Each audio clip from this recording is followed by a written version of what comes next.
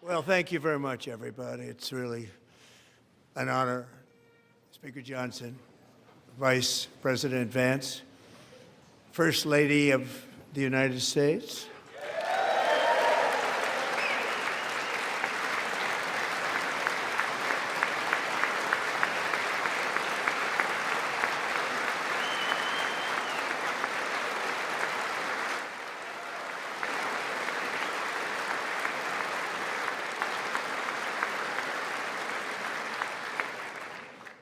Second Lady of the United States.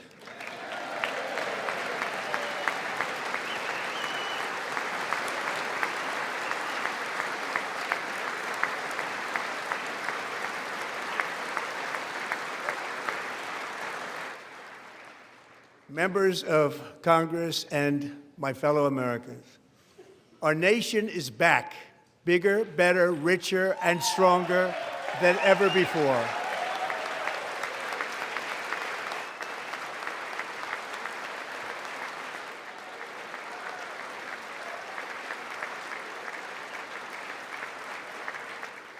Less than 5 months from now, our country will celebrate an epic milestone in American history, the 250th anniversary of our glorious American independence. This July 4th, we will mark 2.5 centuries of liberty and triumph, progress and freedom in the most incredible and exceptional nation ever to exist on the face of the earth. And you've seen nothing yet. We're going to do better and better and better. This is the golden age of America.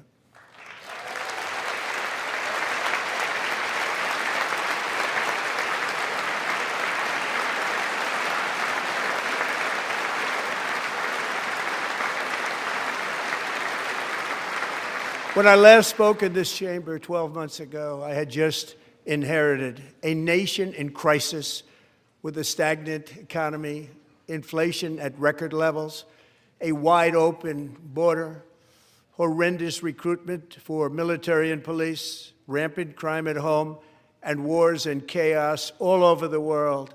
But tonight, after just 1 year, I can say with dignity and pride that we have achieved a transformation like no one has ever seen before, and a turnaround for the ages. It is indeed a turnaround for the ages.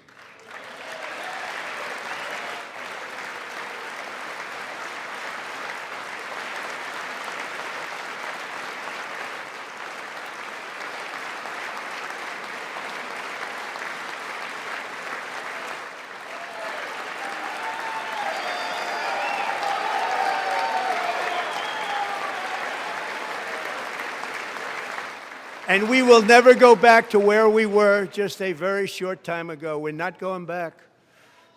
Today, our border is secure.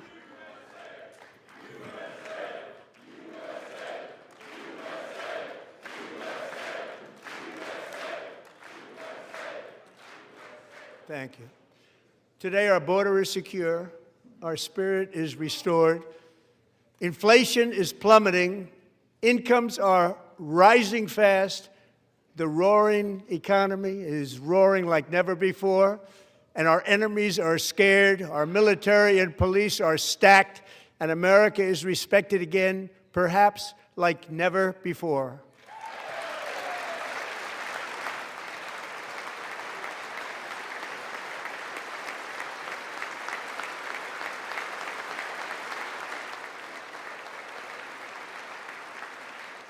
After 4 years, in which millions and millions of illegal aliens poured across our borders, totally unvetted and unchecked, we now have the strongest and most secure border in American history by far.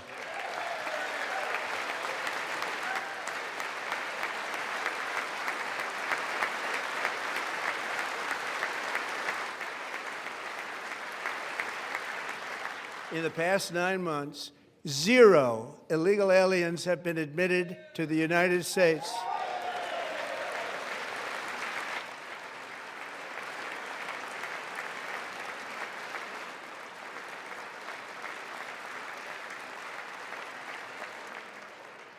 But we will always allow people to come in legally, people that will love our country and will work hard to maintain our country.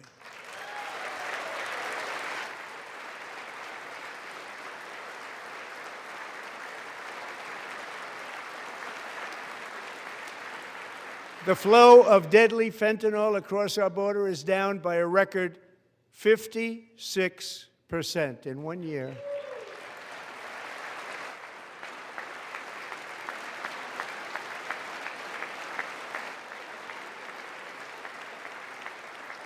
And last year, the murder rate saw its single largest decline in recorded history. This is the biggest decline, think of it, in recorded history, the lowest number in over 125 years, year 1900. In fact, substantially before my wonderful father, I had a wonderful father, Fred, before he was born, substantially before he was born.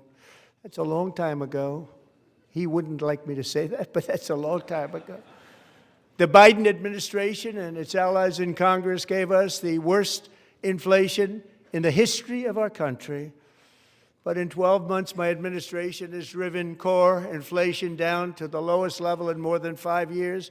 And in the last 3 months of 2025, it was down to 1.7%.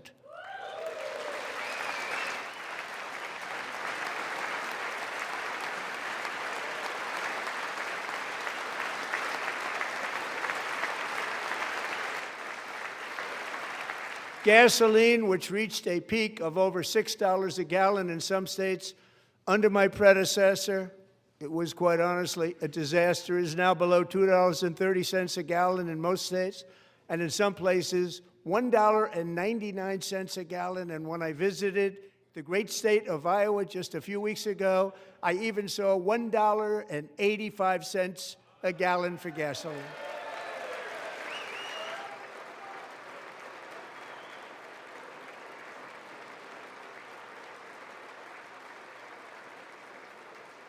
Mortgage rates are the lowest in 4 years and falling fast, and the annual cost of a typical new mortgage is down almost $5,000 just since I took office. 1 year.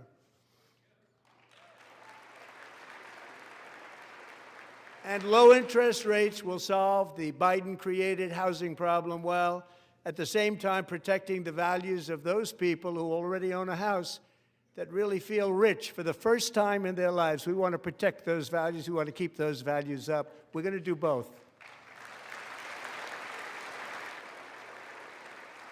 And we are going to keep it that way. The stock market has set 53 all-time record highs since the election. Think of that, 1 year. Boosting pensions, 401ks, and retirement accounts for the millions and millions of Americans. They're all gaining. Everybody's up, way up. In 4 long years, the last administration got less than $1 trillion in new investment in the United States. And when I say less, substantially less. In 12 months, I secured commitments for more than $18 trillion pouring in from all over the globe.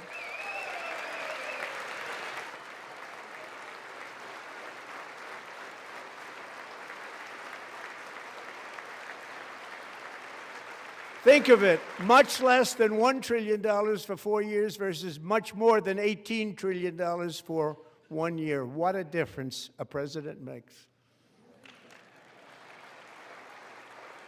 A short time ago, we were a dead country. Now we are the hottest country anywhere in the world, the hottest.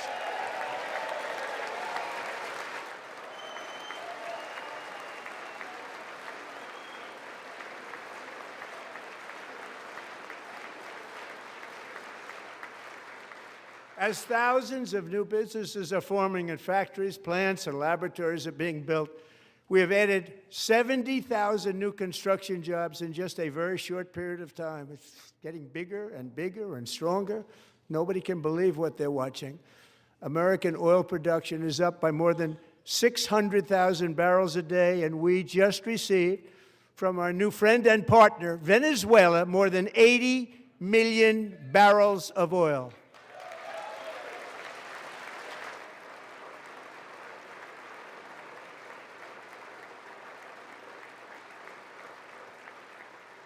American natural gas production is at an all-time high because I kept my promise to drill, baby, drill.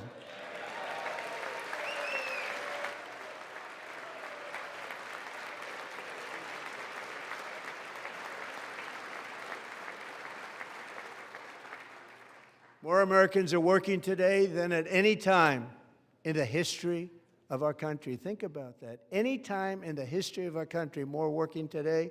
And 100% of all jobs created under my administration have been in the private sector.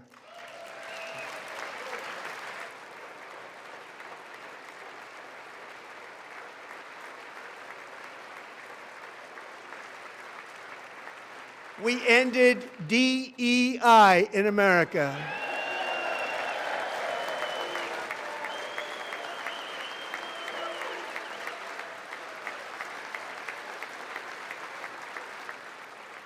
We cut a record number of job-killing regulations, and in 1 year we have lifted 2.4 million Americans, a record, off of food stamps.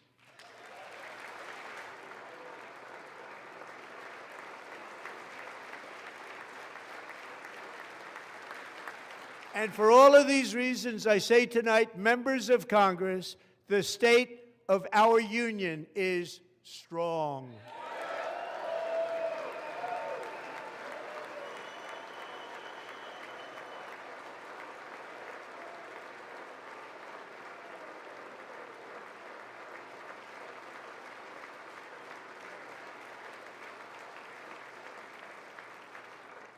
Our country is winning again. In fact, we're winning so much that we really don't know what to do about it.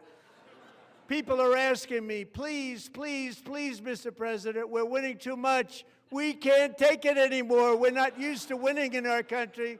Until you came along, we're just always losing, but now we're winning too much.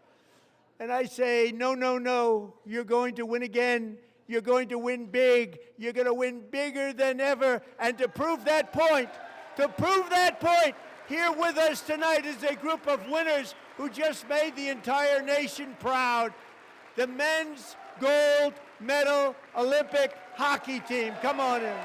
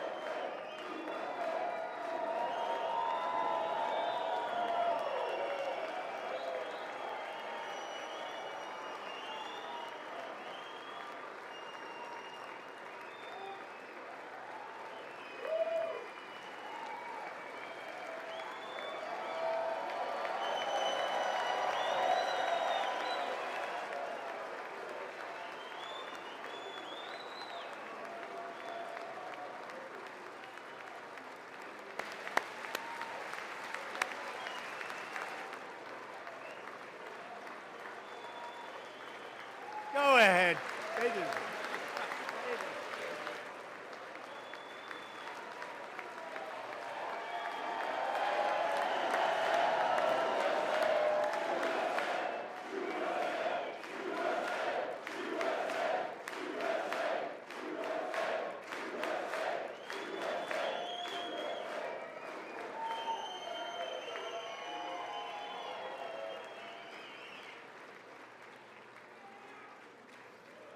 That's the first time I've ever seen them get up. And actually, not all of them did get up. But they beat a fantastic Canadian team in overtime, as everybody saw, as did the American women who will soon be coming to the White House.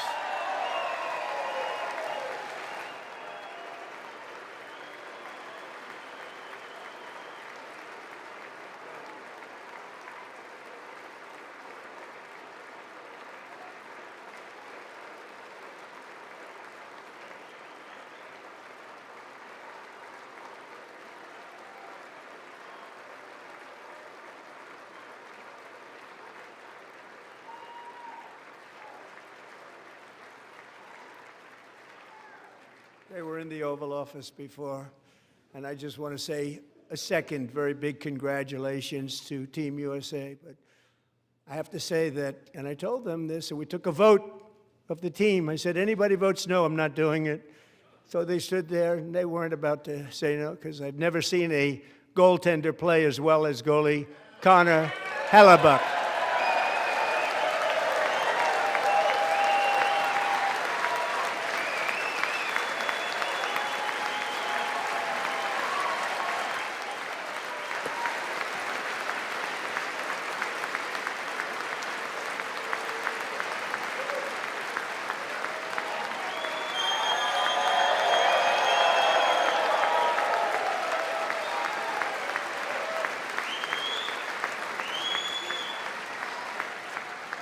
Think of it, 46 shots on goal, and I asked him, the one shot, the one where you put your stick in the back and it hit the neck of your stick and bounced off, do you practice that, or was that a little lucky? He refused to answer that question. But I just want to tell you that the members of this great hockey squad will be very happy to hear, based on their vote and my vote, and in this case my vote was more important, that I will soon be presenting Connor with our highest civilian honor, which we will be given and which has been given to many athletes over the years. But when I say many, not too many, like 12, it's called the highest civilian honor in our country, the Presidential Medal of Freedom.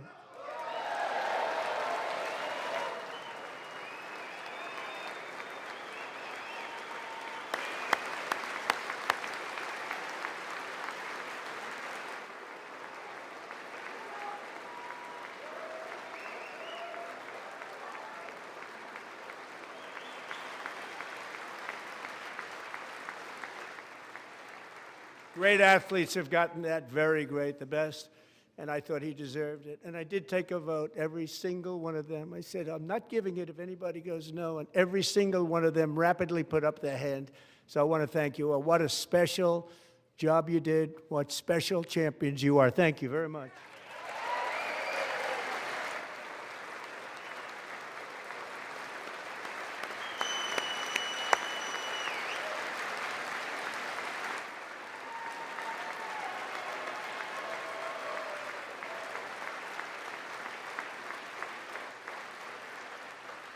I'm also pleased to say that the next time the Olympic torch is lit, it will be here in America for the 2028 Olympics, and it's the summer version right in Los Angeles. We're going to do a good job in Los Angeles.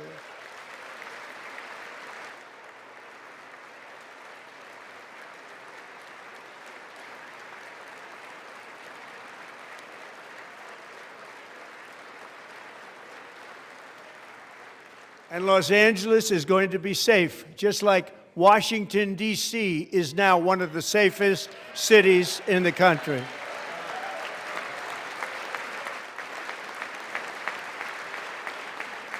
And this year, and I must say I got them both. I got them in my first term, and I was disappointed because I didn't think I'd be the president when this happened. But strange things took place.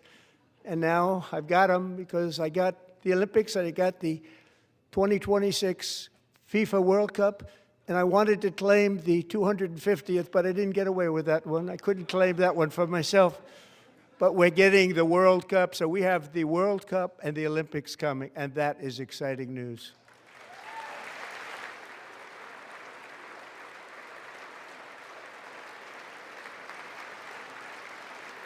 So this will be a year to celebrate our country and the heroes who have kept it free. Men like Buddy Taggart. At age 17, Buddy volunteered to defend America in World War II, serving in the Pacific under the great General Douglas MacArthur. He fought bravely in the famous Battle of Manila, worked so hard. He was badly wounded and almost killed by enemy machine guns in Luzon. And 81 years ago this month, he liberated the largest internment camp in the Philippines, one of the largest anywhere in the world. But he earned many honors, including a Purple Heart and a Bronze Star, came home, started a family, and tonight he is in the gallery looking forward to July 4th, 2026, his 100th birthday.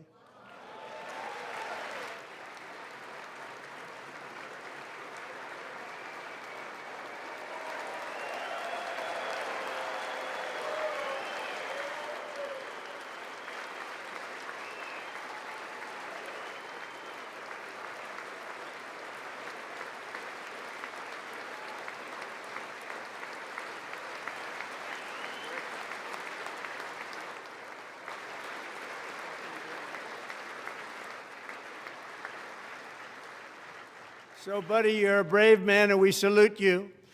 Even in times of challenge, setback, and immense heartache, the spirit of 1776 has always shone through very brightly.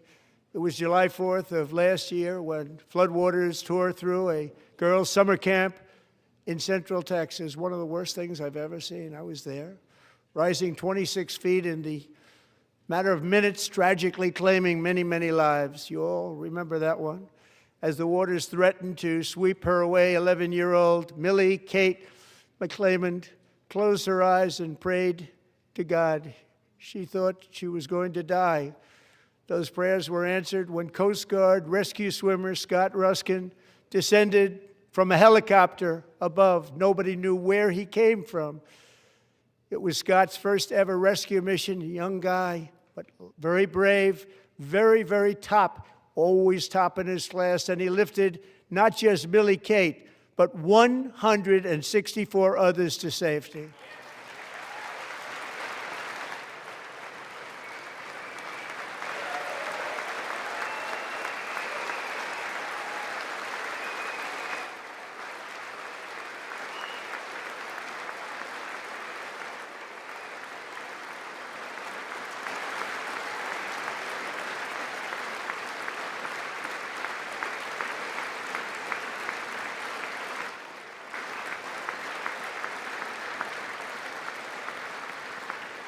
People watched Scott from a distance, and they couldn't believe what they were seeing. The winds were blowing, the rain was pouring, everything was going, and that rapid water, nobody's ever seen anything like it. They said, wow, that's something.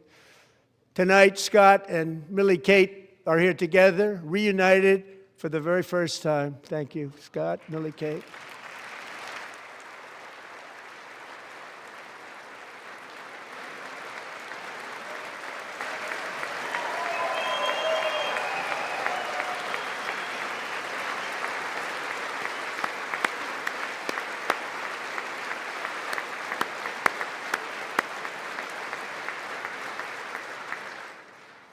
And Petty Officer Ruskin, I'm pleased to inform you that I am now awarding you the Legion of Merit for extraordinary heroism, which is what it was, extraordinary heroism. Thank you.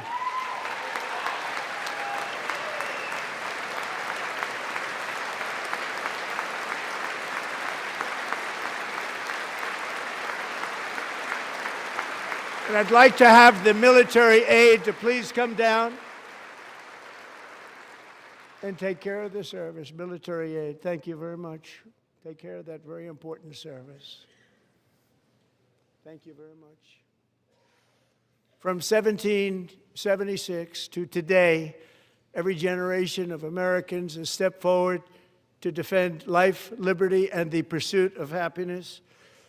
And they're really doing it for the next generation.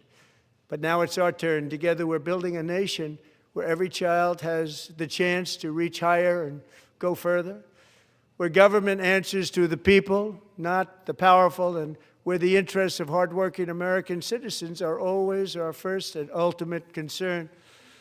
That is the debt we owe to the heroes who came before us, and that is the promise we must keep to America for our 250th year. Last year, I urged this Congress to begin the mission by passing the largest tax cuts in American history, and our Republican majorities delivered so beautifully. Thank you, Republicans.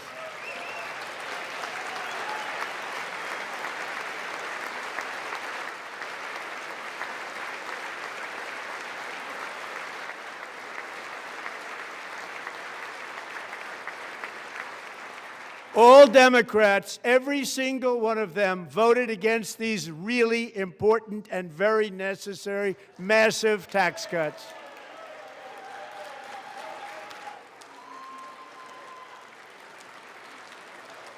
They wanted large-scale tax increases to hurt the people instead. But we held strong, and with the great, big, beautiful bill, we gave you no tax on tips, no tax on overtime, and no tax on Social Security for our great seniors.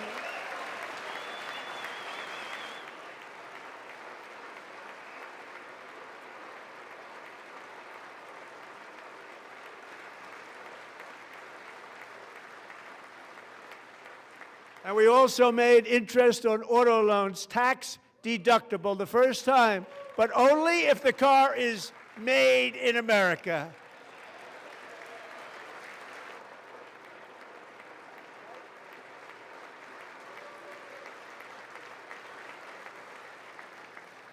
Recently in Pennsylvania, I met Megan Hemhauser, a devoted mom who's homeschools her children, beautiful, 2 children, during the day while waiting tables at night as her husband works overtime operating very heavy equipment. Megan is here this evening, and she's happy to tell you that she is so much richer because with no tax on tips, no tax on overtime, and her expanded child tax credit done again by Republicans, Megan and her husband will take home more than $5,000 extra just for the year, cutting her tax bill in more than half.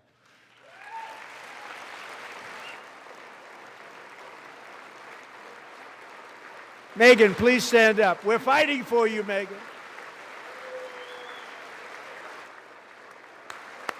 Thank you, Megan. Thank you, Megan. We're fighting for you, Megan. Under our bill, parents like Megan can also activate their children's brand new Trump accounts. And I didn't name it. I did not name it. I did not name that.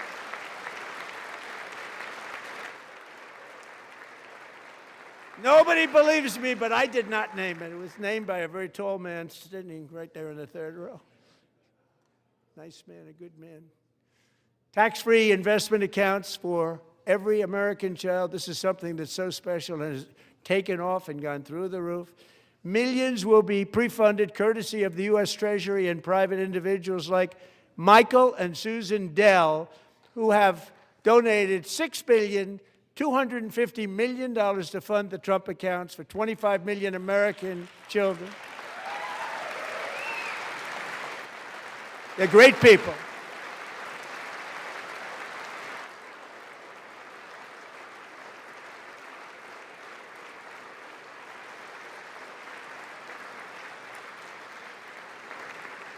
You know, I asked Michael Dell, how do you make all that money? He said, well, I just sat on my dorm in school, and I made computers, and I'd sell them to people, and I just kept selling and selling and selling, and pretty amazing story. That's called the American dream. He sold a lot of computers, a lot of those laptops, so I congratulate him on that, but I really thank him and Susan, as well as others like Brad Gerstner, a very tremendous guy. He was behind it right from the beginning. Brad Gerstner. Thank you, Brad.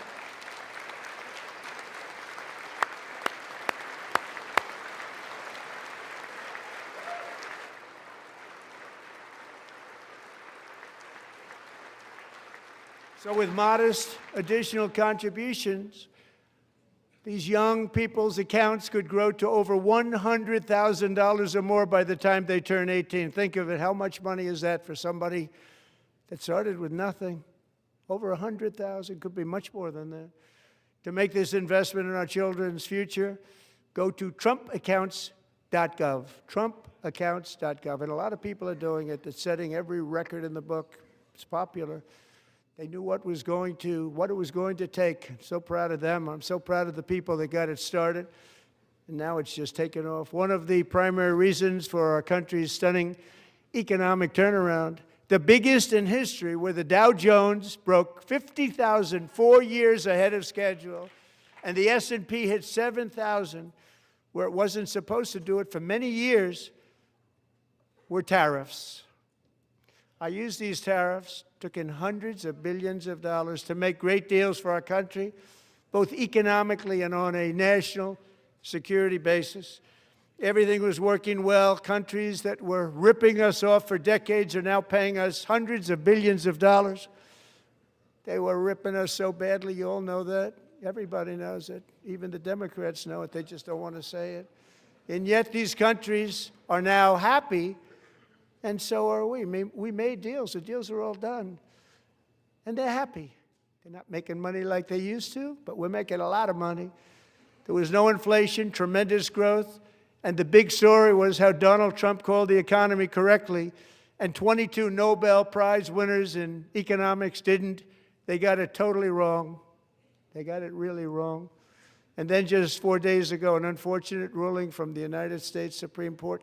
It just came down. It came down. Very unfortunate ruling.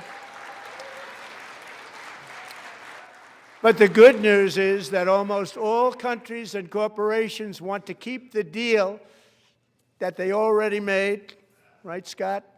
Knowing that the legal power that I, as president, have to make a new deal could be far worse for them, and therefore they will continue to work along the same successful path that we had negotiated before the Supreme Court's unfortunate involvement.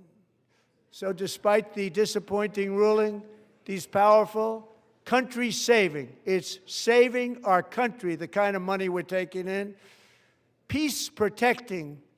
Many of the wars I settled was because of the threat of tariffs. I wouldn't have been able to settle them without. Will remain in place under fully approved and tested alternative legal statutes. And they have been tested for a long time. They're a little more complex, but they're actually probably better, leading to a solution that will be even stronger than before. Congressional action will not be necessary. It's already time-tested and approved.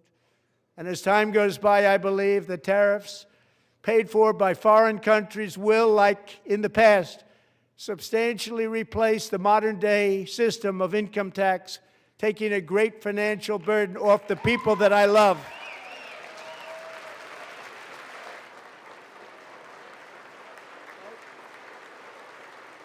Right?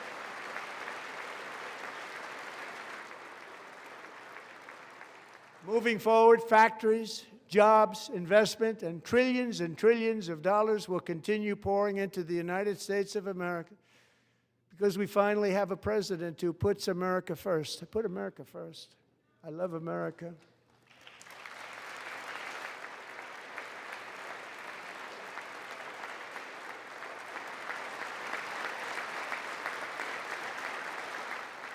For decades before I came along, we had the exact opposite. From trade to healthcare, from energy to immigration, everything was stolen and rigged in order to drain the wealth out of the productive, hardworking people who make our country great, who make our country run. Under Biden and his corrupt partners in Congress and beyond, it reached a breaking point with the Green New scam, open borders for everyone. They poured in by the millions and millions from prisons, from mental institutions. They were murderers, 11,888 murders. They came into our country. You allowed that to happen. And record-setting inflation that cost the typical family $34,000 in just a speck of time. Now the same people in this chamber who voted for those disasters suddenly used the word affordability, a word. They just used it.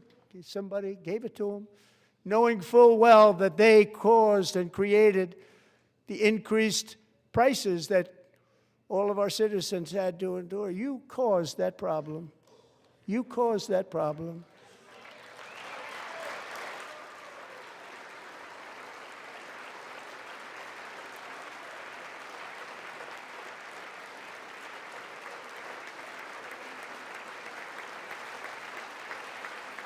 They knew their statements were a lie. They knew it.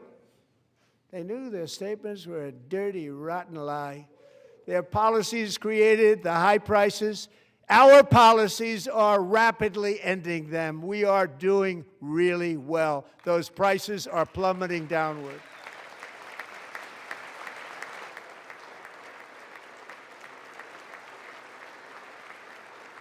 The price of eggs is down 60%, Madam Secretary, thank you. The cost of chicken, butter, fruit, hotels, automobiles, rent is lower today than when I took office by a lot. And even beef, which was very high, is starting to come down significantly. Just hold on a little while. We're getting it down. And soon you will see numbers that few people would think were possible to achieve just a short time ago. Nobody can believe when they see the kind of numbers, and especially energy, when they see energy going down to numbers like that, they cannot believe it. It's like another big tax cut.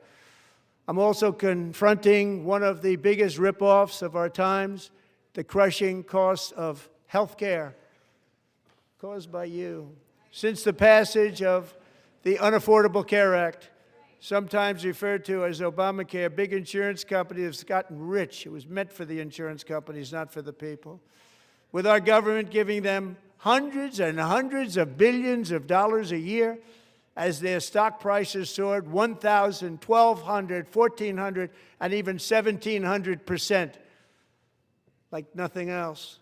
That's why I introduced the great health care plan. I want to stop all payments to big insurance companies and instead give that money directly to the people so they can buy their own health care, which will be better health care at a much lower cost.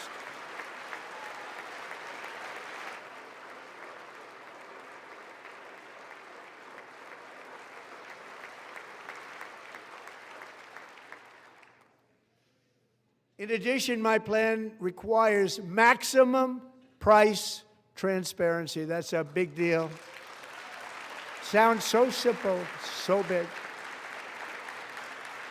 And I did that in my first term, and the Democrats immediately terminated it with full knowledge that they were doing a very bad thing for the people. Costs were going to go way up, and that's what happened, and now I'm bringing them way down on health care and everything else. I'm also ending the wildly inflated cost of prescription drugs like has never happened before.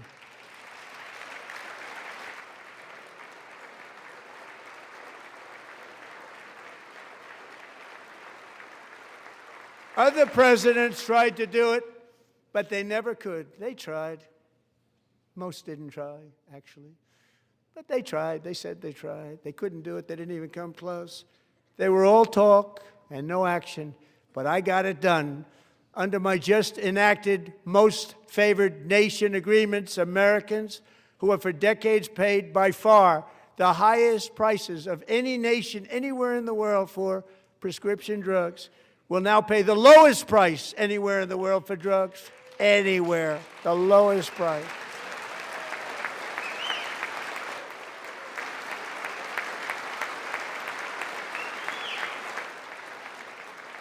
So in my first year of the second term, should be my third term, but strange things happen. I took prescription drugs, a very big part of health care, from the highest price in the entire world to the lowest. That's a big achievement. The result is price differences of 300, 400, 500, 600% and more, all available right now at a new website called Trumprx.gov. And I didn't name that one either, by the way.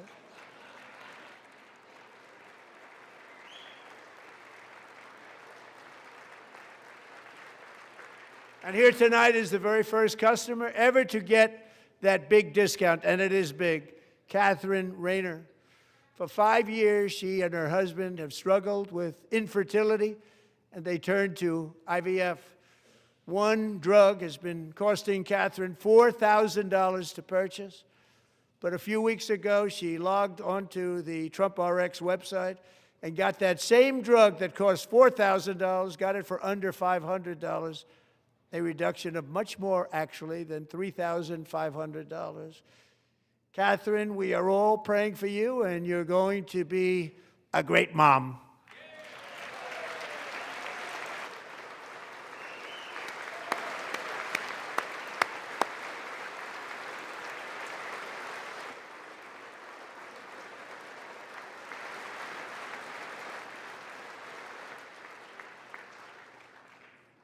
So now I'm calling on Congress to codify my most favored nation program into law. Now, the one thing, I'm not sure it matters because it's going to be very hard for somebody that comes along after me to say, let's raise drug prices by 700 or 800%. But John and Mike, if you don't mind, codify it anyway. They may do it. Codify it anyway. Thank you. Many Americans are also concerned that energy demand from AI data centers could unfairly drive up their electric utility bills. Tonight, I'm pleased to announce that I have negotiated the new rate Taxpayer Protection Pledge. You know what that is? We're telling the major tech companies that they have the obligation to provide for their own power needs. They can build their own power plants as part of their factory so that no one's prices will go up. And in many cases, prices of electricity will go down for the community, and very substantially down.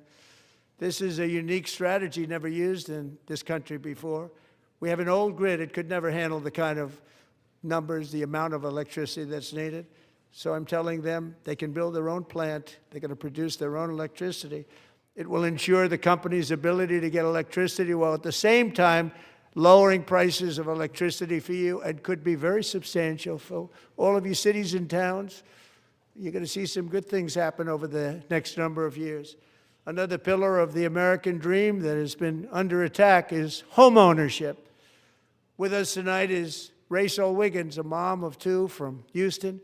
She placed bids on 20 homes and lost all of those bids to gigantic investment firms that bypassed inspection, paid all cash, and turned those houses into rentals, stealing away her American dream. She was devastated.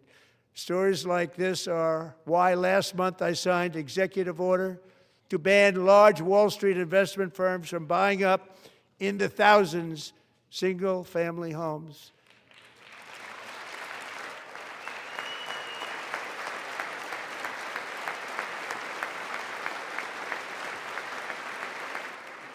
And now I'm asking Congress to make that ban permanent, because homes for people, really, that's what we want. We want homes for people, not for corporations. Corporations are doing just fine. Rachel, thank you very much. Good luck with your home. You'll get one soon.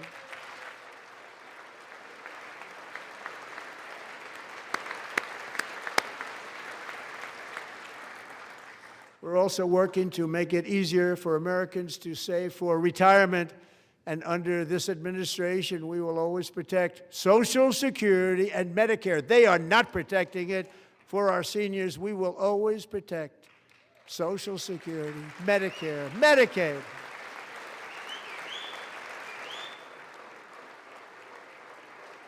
Since I took office, the typical 401k balance is up by at least $30,000. That's a lot of money. We have millions and millions of people, because the stock market has done so well, setting all those records. Your 401ks are way up. Yet half of all of working Americans still do not have access to a retirement plan with matching contributions from an employer. To remedy this gross disparity, I'm announcing that next year my administration will give these often forgotten American workers, great people, the people that built our country, access to the same type of retirement plan offered to every federal worker. We will match your contribution with up to $1,000 each year. As we ensure that all Americans can profit from a rising stock market, let's also ensure that members of Congress cannot corruptly profit from using insider information.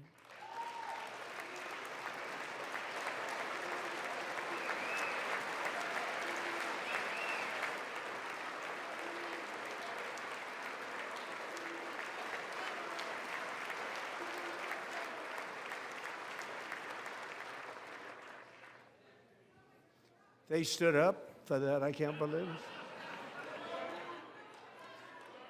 I can't believe it. Did Nancy Pelosi stand up if she's here? Doubt it. Pass the Stop Insider Trading Act without delay.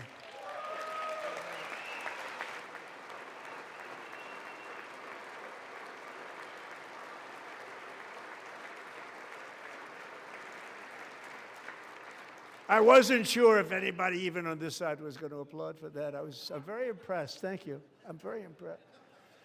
But when it comes to the corruption that is plundering, it's plundering America. There's been no more stunning example than Minnesota, where members of the Somali community have pillaged an estimated $19 billion from the American taxpayer. Oh, we have all the information. And in actuality, the number is much higher than that.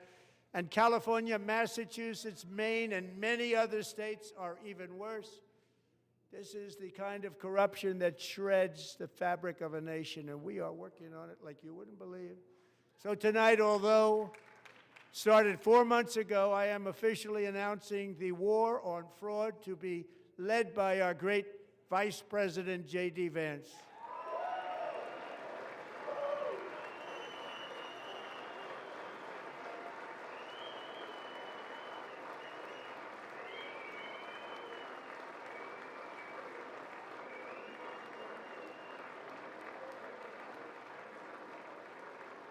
He'll get it done.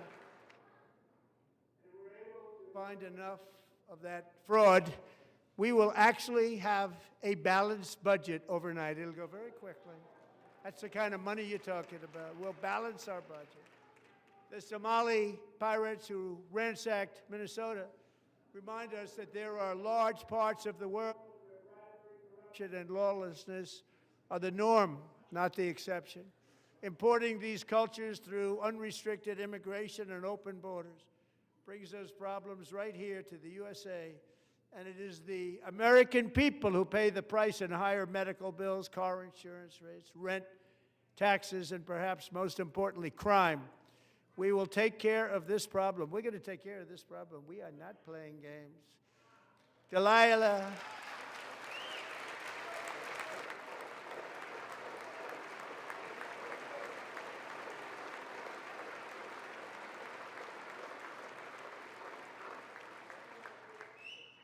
Delilah Coleman was only 5 years old in June 2024 when a 18-wheel tractor trailer plowed into her stopped car traveling at 60 miles an hour or more.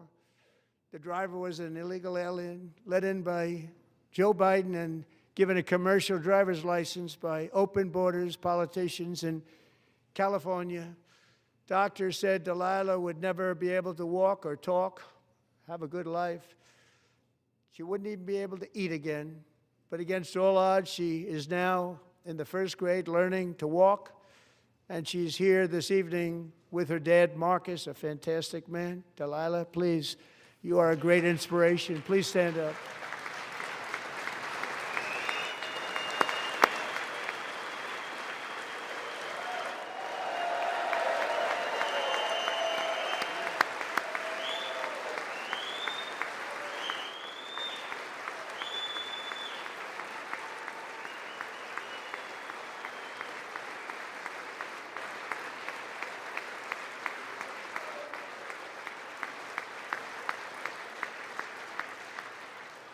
Thank you, Delilah. Many, if not most, illegal aliens do not speak English and cannot read even the most basic road signs as to direction, speed, danger, or location. That's why tonight I'm calling on Congress to pass what we will call the Delilah Law, barring any state from granting commercial driver's licenses to illegal aliens.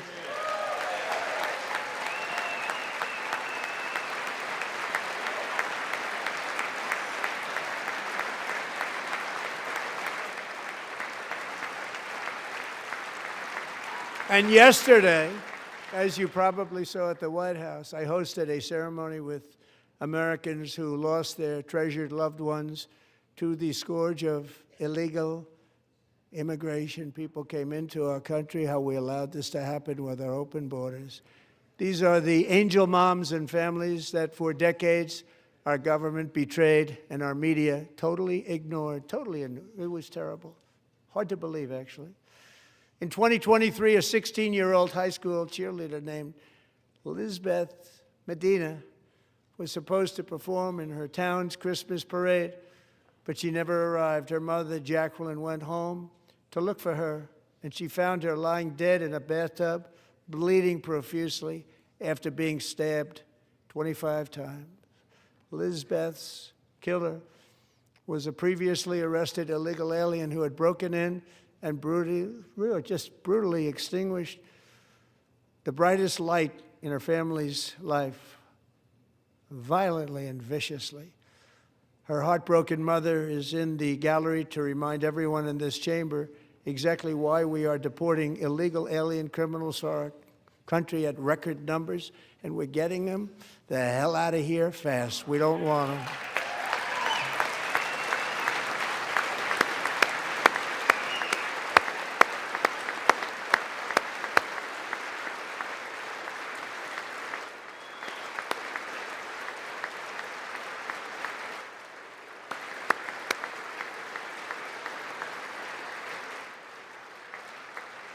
Thank you very much, Jacqueline. Thank you. We can never forget that many in this room not only allowed the border invasion to happen before I got involved, but indeed they would do it all over again if they ever had the chance. If they ever got elected, they would open up those borders to some of the worst criminals anywhere in the world. The only thing standing between Americans and a wide open border right now is President Donald J. Trump and our great Republican patriots in Congress. Thank you. Thank you.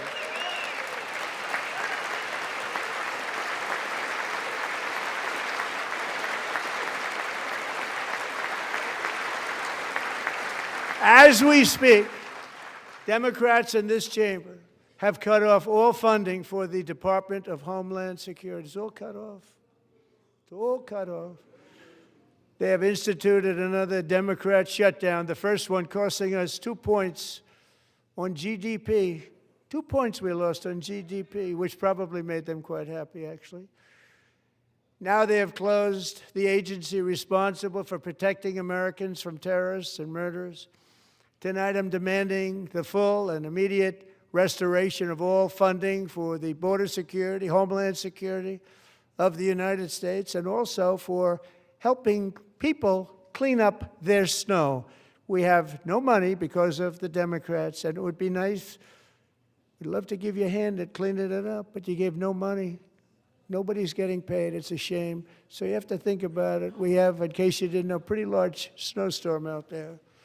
One of the great things about the State of the Union is how it gives Americans the chance to see clearly what their representatives really believe.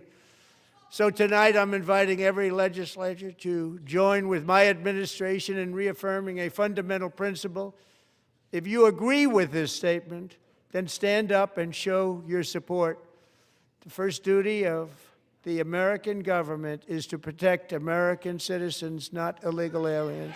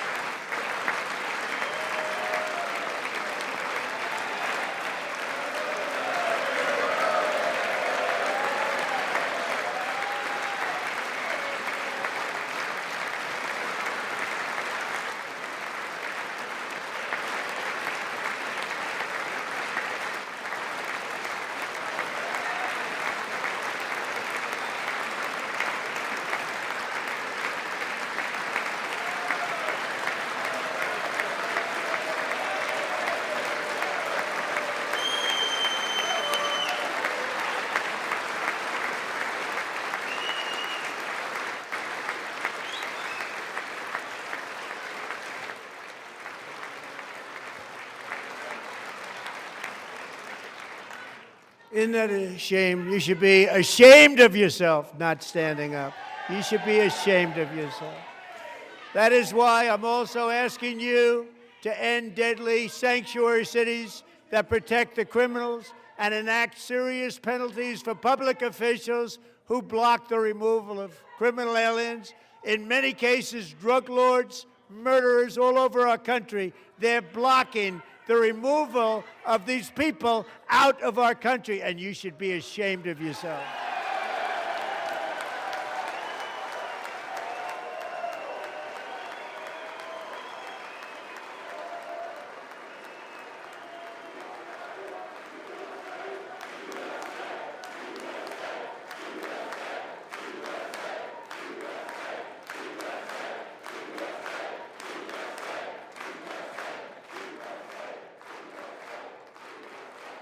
And perhaps most importantly, I'm asking you to approve the Save America Act,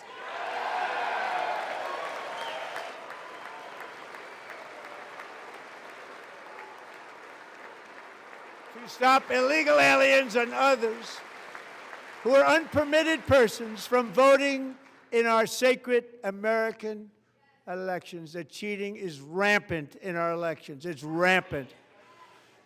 It's very simple. All voters must show voter ID.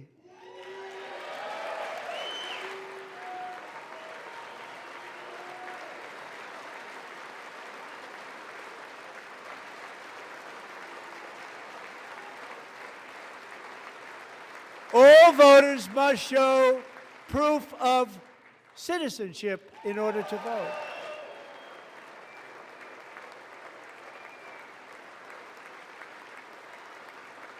And no more crooked mail-in ballots except for illness, disability, military, or travel. None. And this should be an easy one. And by the way, it's polling at 89%, including Democrats, 89%.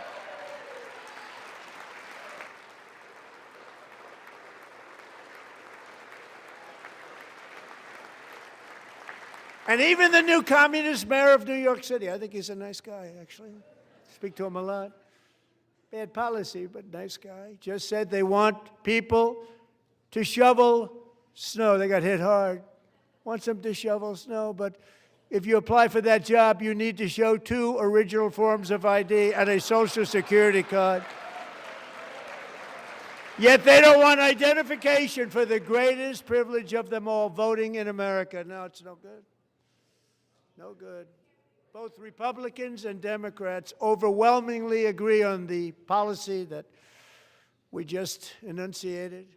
And Congress should unite and enact this common sense, country-saving legislation right now, and it should be before anything else happens.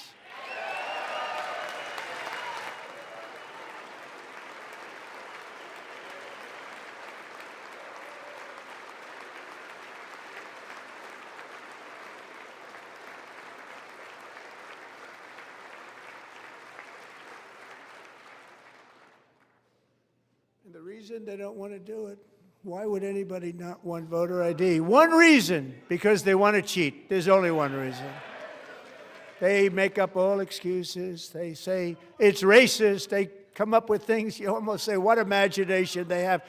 They want to cheat. They have cheated. And their policy is so bad that the only way they can get elected is to cheat. And we're going to stop it. We have to stop it, John.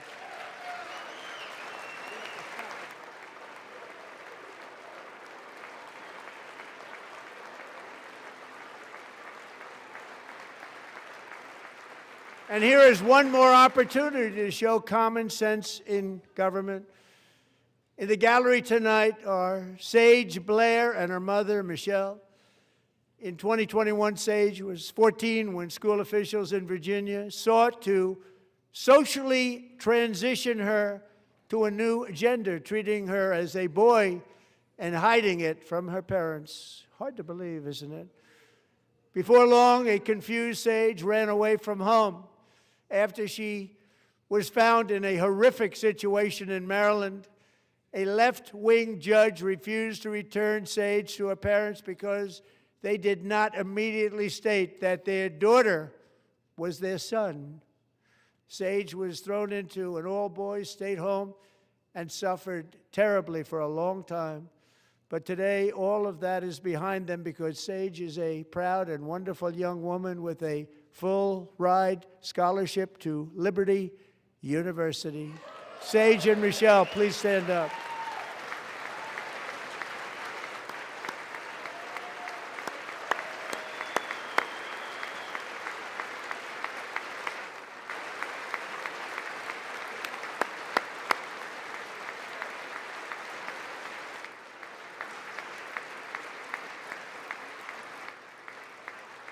And thank you for your great bravery. And who can believe that we're even speaking about things like this? 15 years ago, if somebody was up here and said that, they'd say, what's wrong with him? But now we have to say it because it's going on all over numerous states without even telling the parents. But surely we can all agree no state can be allowed to rip children from their parents' arms and transition them to a new gender against the parents' will. Who would believe that we're even talking about this? We must ban it, and we must ban it immediately.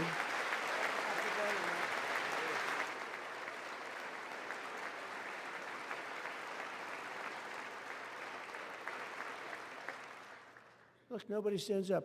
These people are crazy, I'm telling you. They're crazy.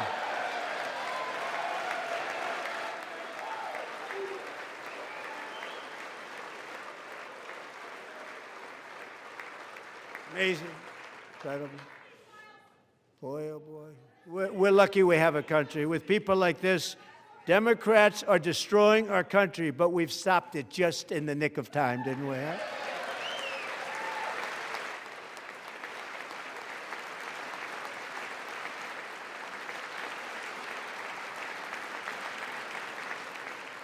No one cares more about protecting America's youth than our wonderful First Lady, now a movie star. She's a movie star. Can you believe it? Who would have believed that? Over the past year, she has had an incredible impact championing AI legislation, advancing a landmark executive order on foster care, and helping secure $30 million to launch the Melania Trump Foster Youth to Independence Initiative. It's a tremendous, really a tremendous thing that happened and had a lot of bipartisan support. She gets much better bipartisan support than I do. I get none. She gets a lot. Someday you're going to have to tell me how you did that. And students and educators in every state have joined the First Lady's efforts in the presidential AI challenge, keeping America's next generation positioned to succeed and strongly succeed in the future. Tonight, we welcome two young people whose lives reflect the First Lady's impact, Sierra Burns and Everest Nevermont. Thank you both, and Melania, thank you. I know how hard you worked on it. Thank you very much.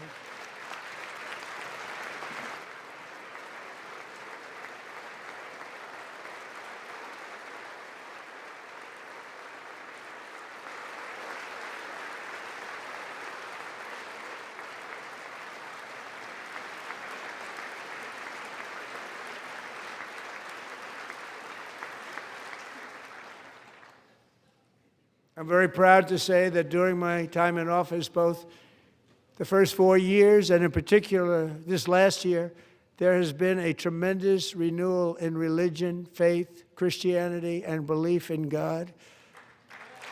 Tremendous renewal.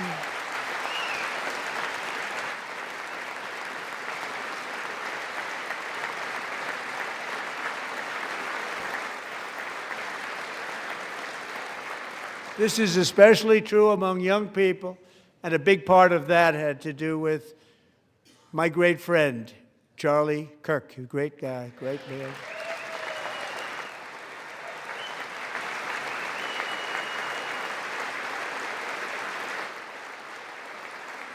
So last year, Charlie was violently murdered by an assassin and martyred, really martyred for his beliefs.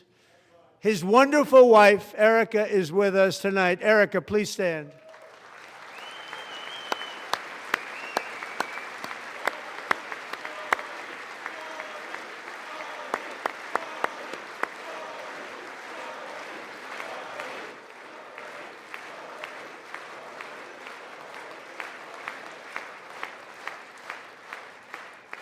Thank you, Erica. Been through a lot. In Charlie's memory, we must all come together to reaffirm that America is one nation under God, and we must totally reject political violence of any kind.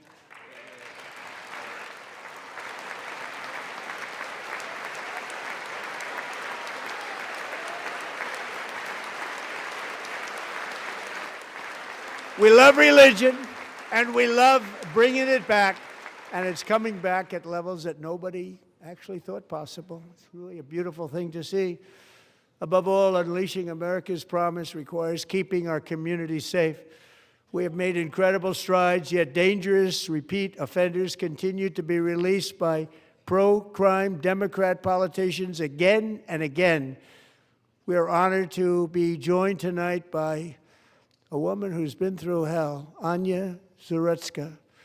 In 2022, she and her beautiful daughter, so beautiful, what a beautiful young woman, Irina, fled war-torn Ukraine to live with relatives near Charlotte, North Carolina. And by the way, what's going on with Charlotte? Last summer, 23-year-old Irina was riding home on the train when a deranged monster who had been arrested over a dozen times and was released through no cash bail stood up and viciously slashed a knife through her neck and body. No one will ever forget. There were people on that train. No one will ever forget the expression of terror on Irina's face as she looked up at her attacker in the last seconds of her life. She died instantly. She had escaped a brutal war only to be slain by a hardened criminal set free to kill in America. Came in through open borders. Mrs. Zarutska, tonight I promise you we will ensure justice for your magnificent daughter, Irina.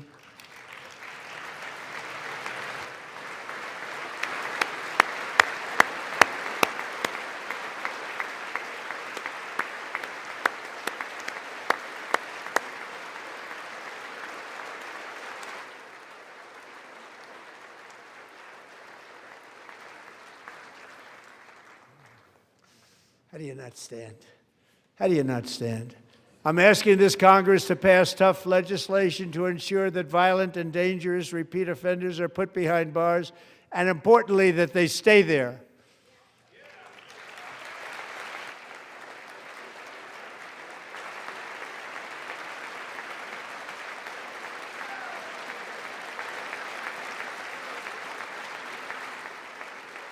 Starting last summer, I deployed our National Guard and federal law enforcement to restore law and order to our most dangerous cities, including Memphis, Tennessee, big success, New Orleans, Louisiana, big success, and our nation's capital itself, Washington, D.C., where we have almost no crime anymore in Washington, D.C. How did that happen?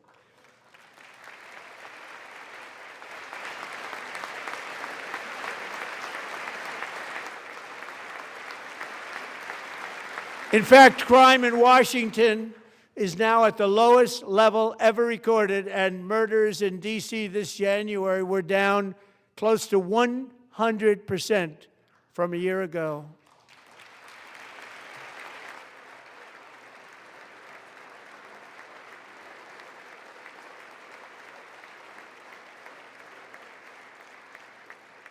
They don't like to hear that. One of the brave service members who helped achieve this stunning turnaround was 20-year-old West Virginia Army National Guard Specialist Sarah Beckstrom. After a 4-month deployment, she voluntarily extended her service, and her rank was going to be lifted. She was doing so well. They were so proud of her. But the very next day, she was on patrol near the White House when she was ambushed and shot in the head by a terrorist monster from Afghanistan. Shouldn't have been in our country. And all because she wore the uniform of our nation. She was shot. He traveled here because he didn't like people wearing our uniform. He was sick and deranged. Shouldn't have been in our country. Sarah Beckstrom died in order to defend our capital, and we are honored to be joined by her wonderful parents, Gary and Evalie. Your daughter was a true American patriot, and she will be greatly missed. She was a great person. I saw reports on her. They've never seen anything like it.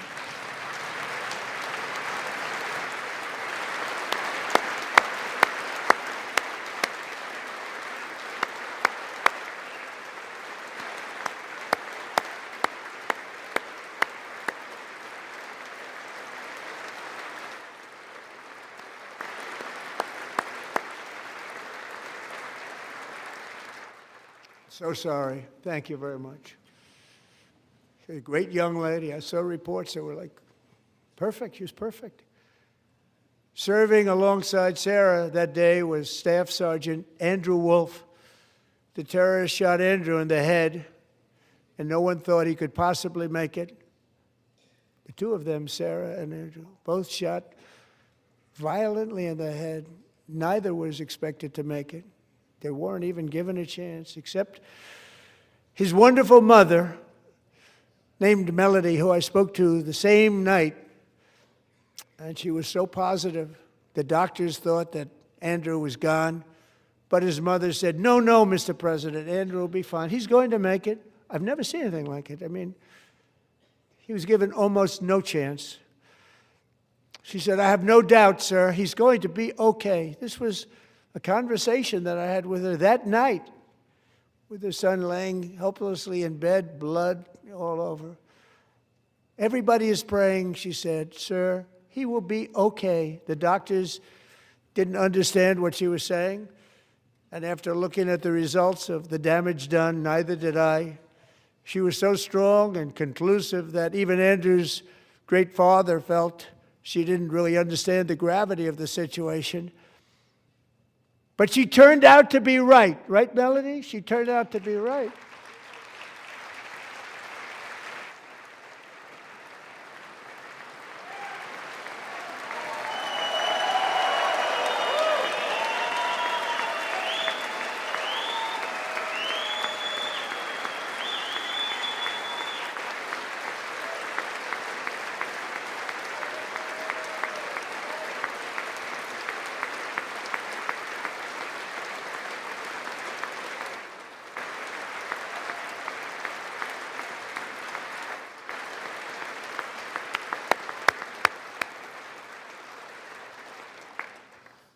Amazing, actually. I said, where does this woman come from? She's the most positive person I've ever met. With God's help, Andrew has battled back from the edge of death, and we're talking about the edge of death, on his way to a miraculous recovery. He's got a little work to do, but he's doing great. Nice to see you. He's a good-looking guy. Nice to see you. Thanks, Andrew. Thank you very much.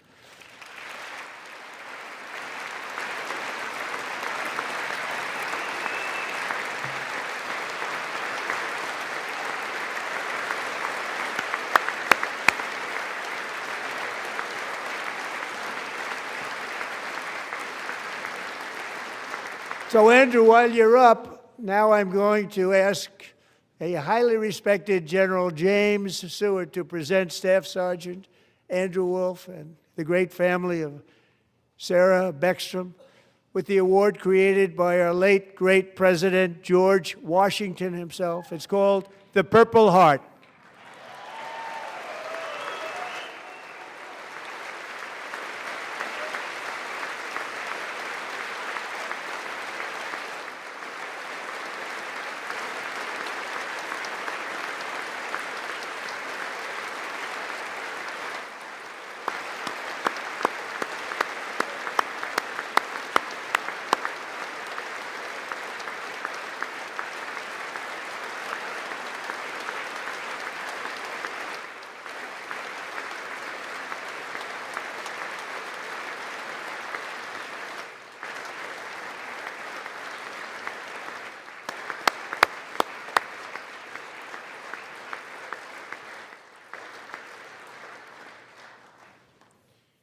We love you all. Love you. We're proudly restoring safety for Americans at home, and we are also restoring security for Americans abroad. Our country has never been stronger. In my first 10 months, I ended 8 wars, including Cambodia. Isn't it funny? Sick people. Cambodia and Thailand, Pakistan and India. Would have been a nuclear war. 35 million people said the Prime Minister of Pakistan would have died if it were not for my involvement. Kosovo and Serbia, Israel and Iran, Egypt and Ethiopia, Armenia and Azerbaijan, the Congo and Rwanda, and of course the war in Gaza, which proceeds at a very low level. It's just about there. And I want to thank Steve Witkoff and Jared Kushner for your help. Thank you, Steve. Thank you, Jared.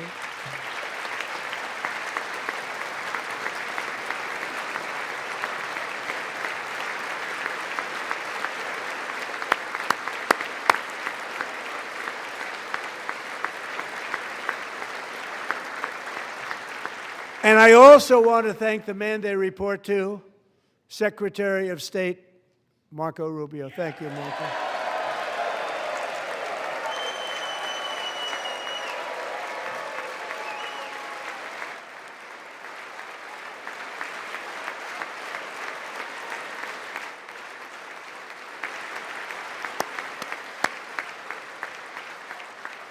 People like you.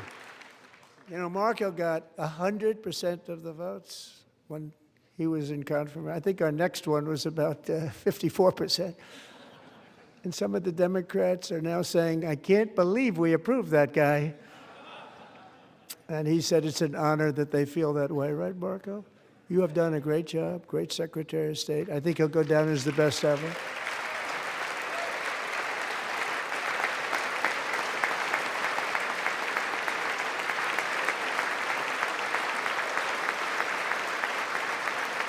Under the ceasefire I negotiated, every single hostage, both living and dead, has been returned home. Can you believe that?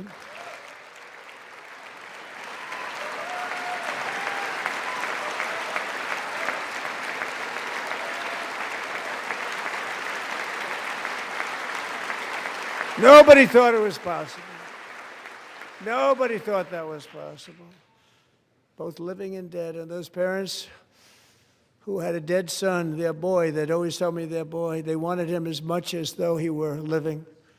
It was an amazing period of time. And they came back, and when we got all of the living hostages back, and many, many before them, but I always said those last 20 are going to be very tough, but we got many, many more, hundreds. But I said those last 20 are going to be tough. We got them back. But we only got back 14 or 15 of the dead of the 28. And believe it or not, Hamas worked along with Israel, and they dug and they dug and they dug. It's a tough thing to do, going through bodies all over, passing up 100 bodies sometimes for each one that they found.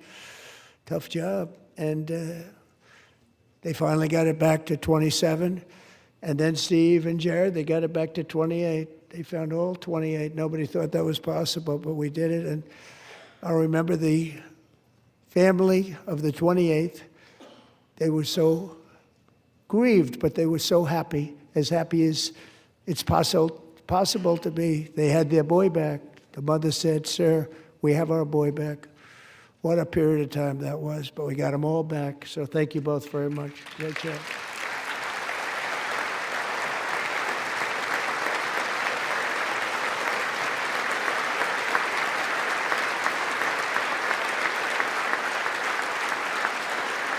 And we're working very hard to end the 9th war, the killing and slaughter between Russia and Ukraine, where 25,000 soldiers are dying each and every month. Think of that, 25,000 soldiers are dying a month. A war which would have never happened if I were president, would have never happened. As president, I will make peace wherever I can, but I will never hesitate to confront threats to America wherever we must.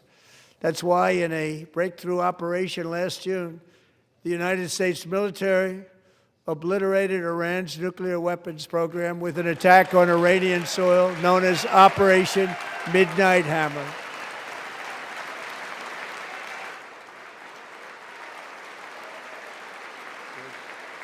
Good.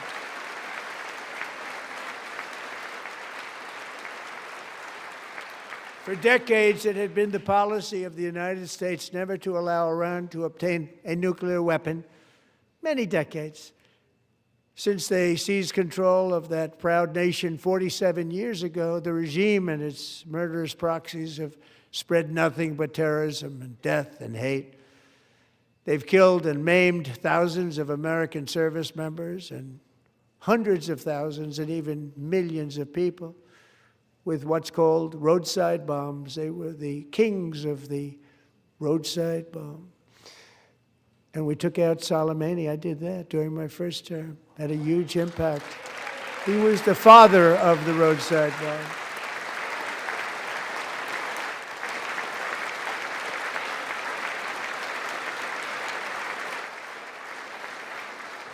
And just over the last couple of months with the protests, they've killed at least, it looks like, 32,000 protesters. 32,000 protesters in their own country. They shot them and hung them. We stopped them from hanging a lot of them with the threat of serious violence. But this is some terrible people.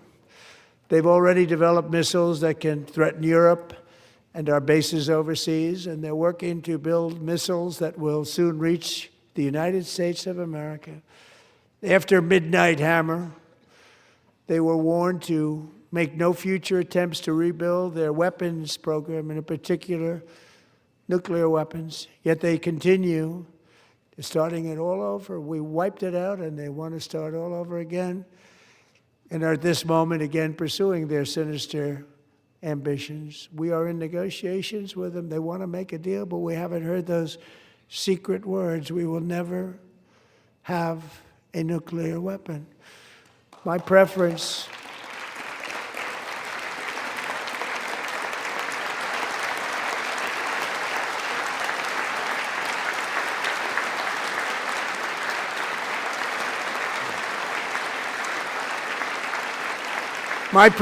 is to solve this problem through diplomacy.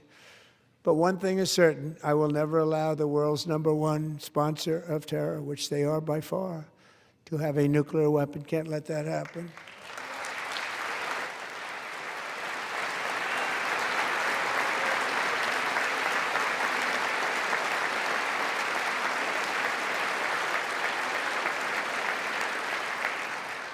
And no nation should ever doubt America's resolve.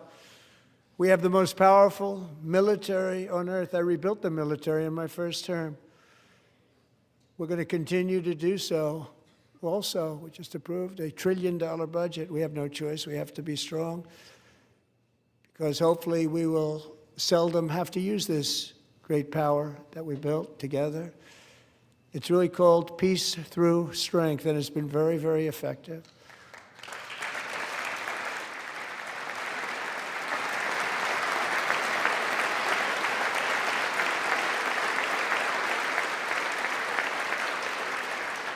So thanks to Republicans in Congress, we're investing that record number of dollars, have no choice, in the United States Armed Forces.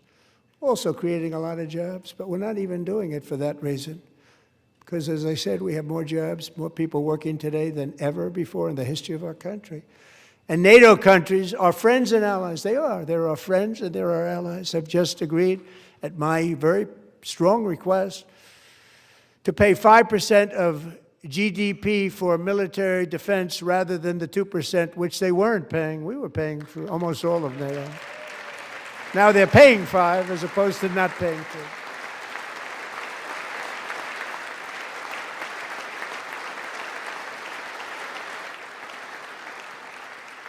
And getting that 5% was something which everyone said would never be done, could not happen. We got it really easily with one meeting.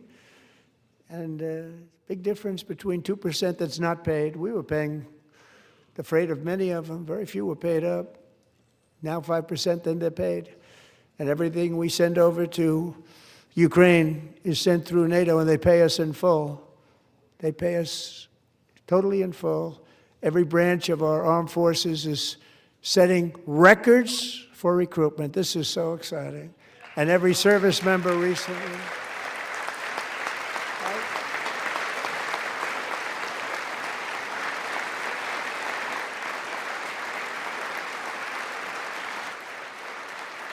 And every service member recently received a warrior dividend of $1,776.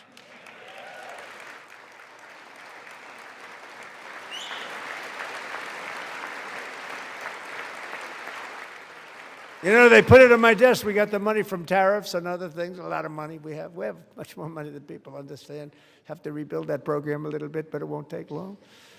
But we got the money, and it was $1,775, and they wanted my approval.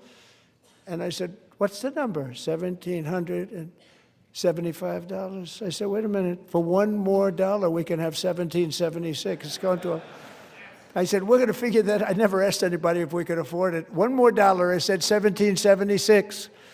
And I said, that's good. And I'll tell you what, our military, that was 4 months ago, our military, I never see a person in the military that doesn't thank me for it, so we're honored to do it. They deserve it. And we call it $1,776. It was great. And we love our military. We love our law enforcement. We love our firemen. You know, the firemen don't get mentioned enough. We love our firemen. We're also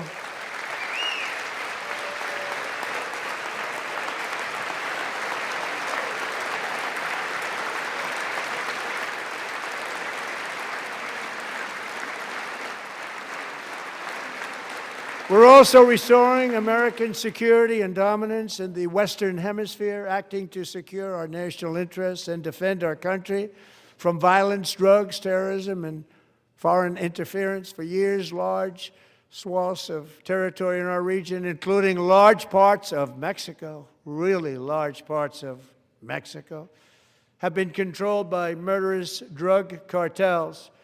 That's why I designated these cartels as foreign terrorist organizations, and I declared illicit fentanyl as a weapon of mass destruction.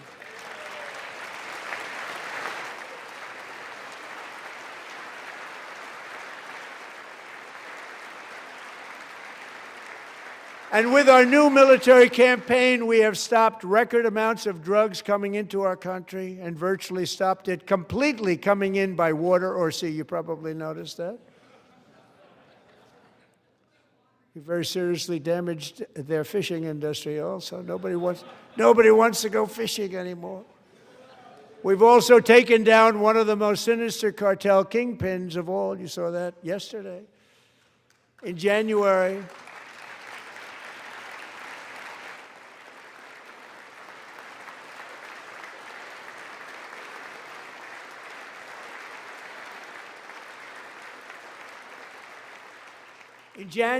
elite American warriors carried out one of the most complex, spectacular feats of military competence and power in world history. No one's seen anything like it. Foreign leaders, I won't tell you who, called me and they said, very impressive, very good.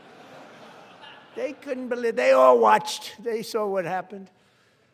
This is a different fighting force that we had years ago when we fought to tie. You know, it's a great fighting force. I'm so proud of it. Look at Space Force. Space Force is my baby, because we did that. My baby, it's becoming so important.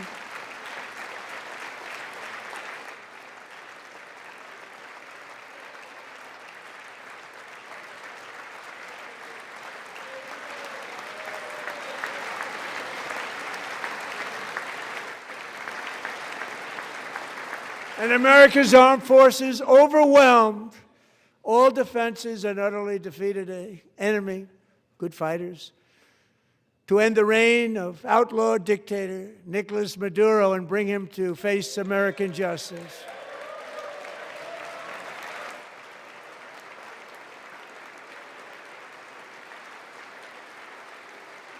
And this was an absolutely colossal victory for the security of the United States, and it also opens up a bright new beginning for the people of Venezuela. We're working closely with the new president of Venezuela, Delcy Rodriguez, to unleash extraordinary economic gains for both of our countries and to bring new hope to those who have suffered so terribly. They really did suffer. With us tonight is Alejandro Gonzalez. She grew up in a tight-knit Venezuelan family and was especially close to her beloved uncle Enrique. But after Enrique ran for office and opposed Maduro, he was kidnapped by Maduro's security forces and thrown into the regime's really infamous prison in Caracas. Alejandro feared she would never see her uncle again. She feared for her own life also. But since the raid, we have worked with the new leadership, and they have ordered the closure of that vile prison and released hundreds of political prisoners already, with more to come. Alejandro, I'm pleased to inform you that not only has your uncle been released, but he is here tonight. We brought him over to celebrate his freedom with you in person. Enrique, please come down.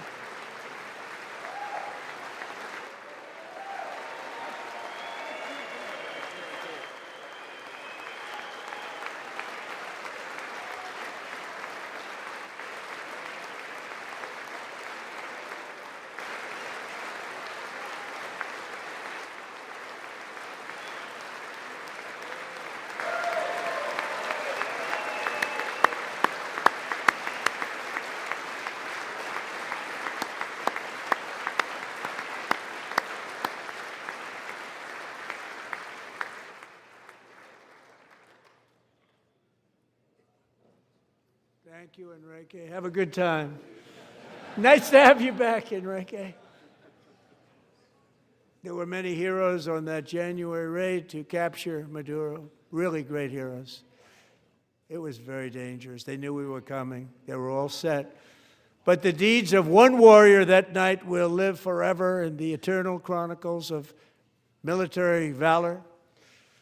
Chief Warrant Officer 5, Eric Slover, planned the mission and was the flight lead in the cockpit of the first helicopter, a big, beautiful, powerful helicopter. It was a massive Chinook carrying, as you can imagine, many, many American warfighters.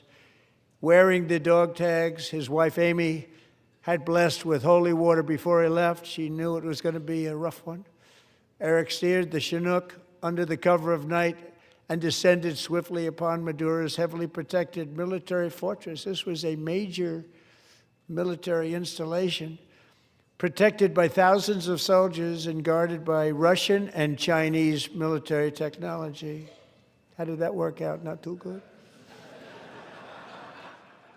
While preparing to land, enemy machine guns fired from every angle, and Eric was hit very badly in the leg and hip, one bullet after another. He absorbed 4 agonizing shots, shredding his leg into numerous pieces.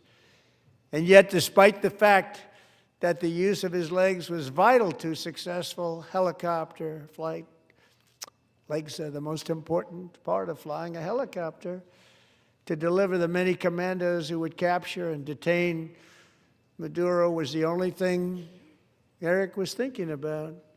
Then, even as he was gushing blood, which was flowing back down the aisle, helicopter lands at a steep angle. The machine guns stood right in front of him. They were right in front of him, 2 machine gunners who escaped the wrath of the previous planes. Eric maneuvered his helicopter with all of those lives and souls to face the enemy and let his gunners eliminate the threat.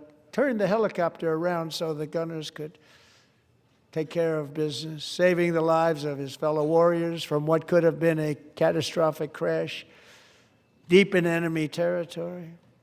Only after safely landing the helicopter with all the warriors aboard in the exact right spot, which was vital to the mission, we probably would have had to maybe cancel the mission if that didn't happen.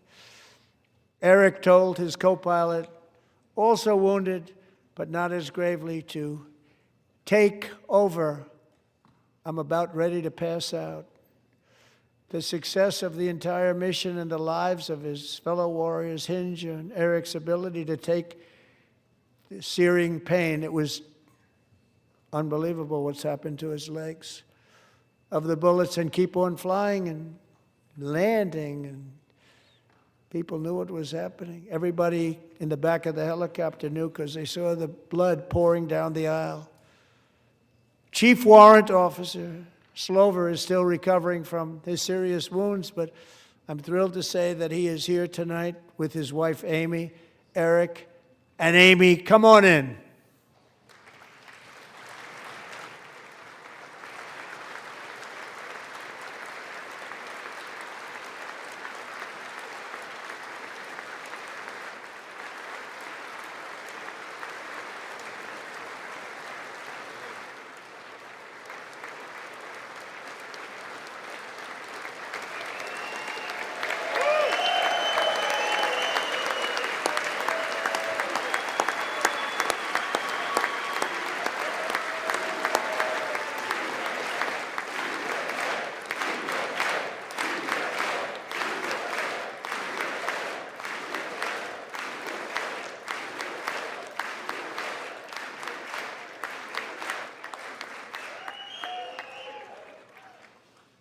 So we have a surprise for Eric and Amy. In recognition of Eric's actions above and beyond the call of duty, I would now like to ask General Jonathan Braga to present Chief Warrant Officer Slover with our nation's highest military award, the Congressional Medal of Honor.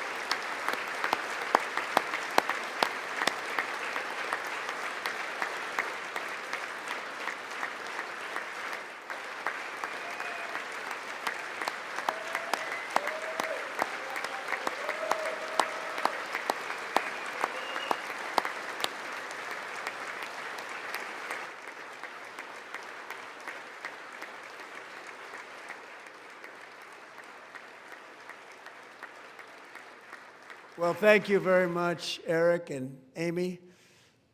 Great to get to know you. I met with them and with a lot of their fellow warriors at Fort Bragg recently. You notice the name Fort Bragg, we have it back, we brought it back. We won the First World War with it, the Second World War with it, and then they decided to change the name. So we changed it back. Everybody wanted to change back too.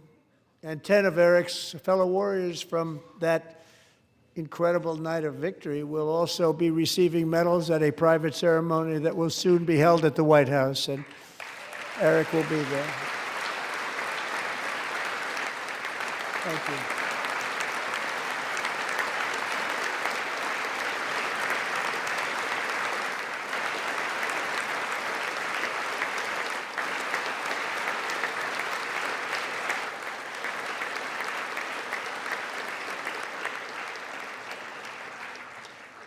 Thank you, Eric. That's a big one. Tonight we've celebrated many truly extraordinary American patriots, but there is one last living legend to honor before we go. He is one more heroic American aviator. Navy fighter pilot Royce Williams served in World War II, Korea, Vietnam, flying more than 220 missions. In the skies over Korea in 1952, Royce was in the dogfight of a lifetime, legendary dogfight. Flying through blizzard conditions, his squadron was ambushed by 7 Soviet fighter planes. It was his first aerial combat of the war, and despite being massively outnumbered and outgunned, Royce led the takedown of 4 enemy jets and almost destroyed the others, vanquishing his adversaries while taking 263 bullets to his own plane and being seriously hurt. His story was secret for over 50 years. He didn't even want to tell his wife, but the legend grew and grew. But tonight, at 100 years old, this brave Navy captain is finally getting the recognition he deserves. He was a legend long before this evening. Royce, please stand up, and I will ask the First Lady of the United States to present Captain Royce Williams with his Congressional Medal of Honor.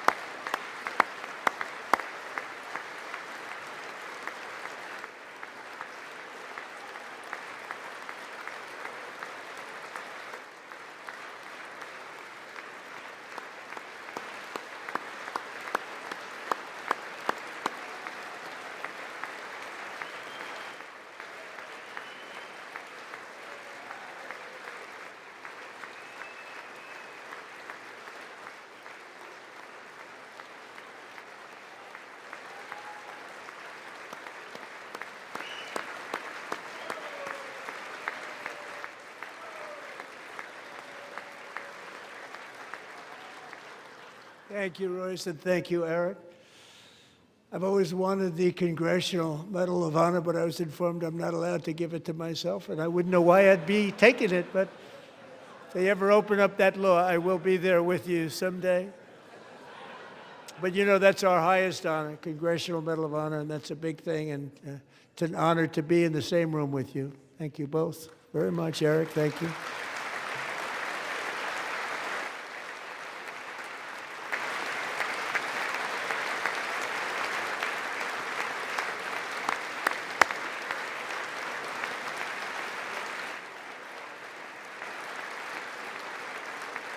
Thank you.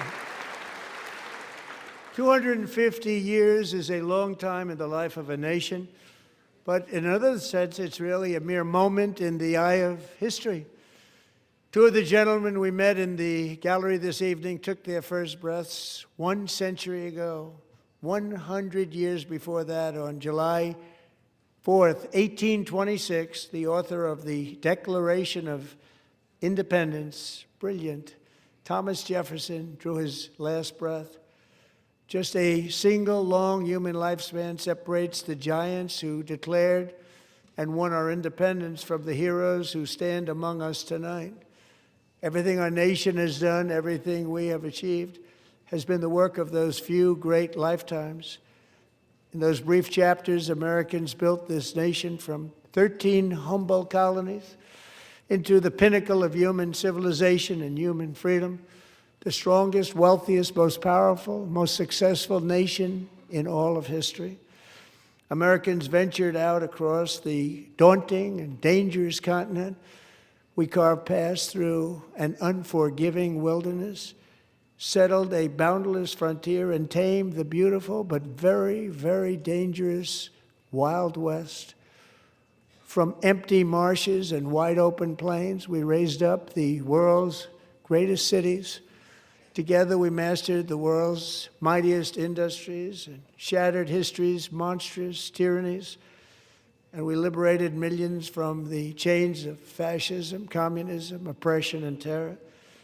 Americans lifted humanity into the skies on the wings of aluminum and steel. And then we launched mankind into the stars on rockets powered by sheer American will and unyielding American pride. We wired the globe with our ingenuity. We captivated the planet with American culture.